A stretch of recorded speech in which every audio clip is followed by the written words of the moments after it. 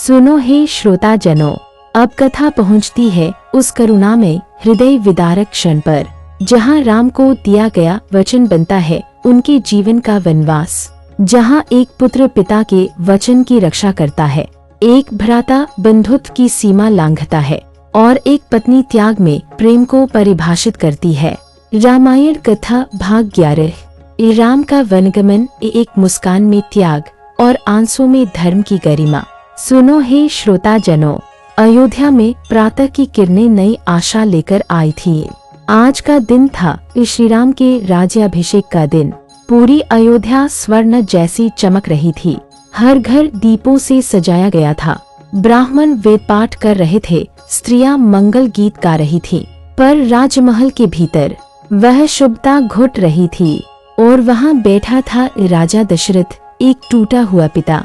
और उसी क्षण आया राम, राजसी वस्त्रों में, आंखों में शांति, मुख पर सौम्यता। राजा की टूटती हुई वाणी और राम का मौन। राम ने आकर प्रणाम किया। पिता, आपने बुलाया।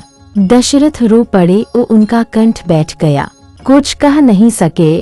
कैकेयी ने कठोरता से कहा, राम, तेरे पिता तुझे कुछ कह नहीं पा रहे।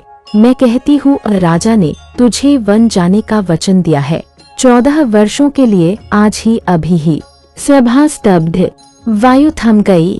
केवल राम का स्वर सुनाई दिया, जो पिता कहे वही मेरे लिए धर्म है। मैं आज ही अयोध्या छोड़ दूंगा।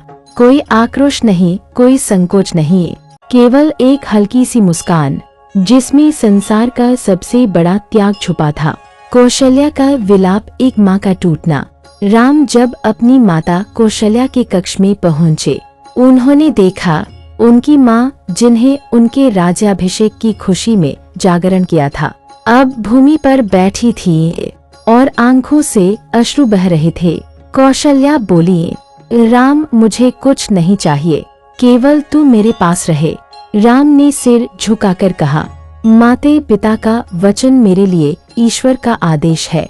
यदि मैं अयोध्या का राज्य लूं तो वह मेरे लिए पाप होगा, पर मैं प्रतिज्ञा करता हूँ, 14 वर्षों बाद लौटकर तुम्हारे चरणों में ही सिर झुकाऊंगा। सीता का निर्णय प्रेम की पराकाष्ठा। सीता बोली, स्वामी, यदि आप वन जाएंगे तो मैं कहाँ रहूंगी? क्या मैं उस सोने के महल में रहूं जहाँ आप नहीं होंगे? राम ने विनम्र स्वर में कहा, जनक नंदिनी, वन कष्टदायक है, वहाँ कांटे हैं, हिंसक पशु हैं, न दिन है न रात। सीता ने मुस्कुराकर कहा, प्रभु, आपके चरण जहाँ है वही मेरा स्वर्ग है। यदि जीवन भर मुझे कष्ट ही क्यों न सहने हो, मैं आपके साथ चलूंगी, क्योंकि यही मेरा धर्म है। लक्ष्मण का क्रोध और प्रेम। जब लक्ष्मण ने सुना कि राम को वनवास दिया गया है, उनके नेत्र अंगारे हो उठे। वे बोले, भैया, मुझे अनुमति दे, मैं समस्त अयोध्या को जलाकर भी आपको रोक लूं। राम ने उन्हें शांत किया। लक्ष्मण, धर्म को लेकर कभी क्रोध न करना। वन में नहीं, हमें अपने भीतर की राक्षसी वृत्ति को जीतना है। लक्ष्मण ने चरणों में गिरकर कहा, मुझे भी साथ ले चलिए भैया, आपकी सेवा ही मेरा जीवन है। वनगमन। अयोध्या रोती रही। तीनों, राम, सीता और लक्ष्मण, वनवास के वस्त्र धारण कर, माता पिता को प्रणाम कर, धीरे धीरे महल से बाहर निकले। और पीछे अयोध्या मौन थी। बाजारों की घंटियां थम गईं। वायु अश्रु बहा रही थी। नगर की स्त्रियां अपने दीप बुझा रही थी। राजा दशरथ भूमि पर पड़े रोते रहे। राम, राम, राम, जैसे उनका प्राण हर क्षण राम के पीछे खींचता चला जा रहा हो।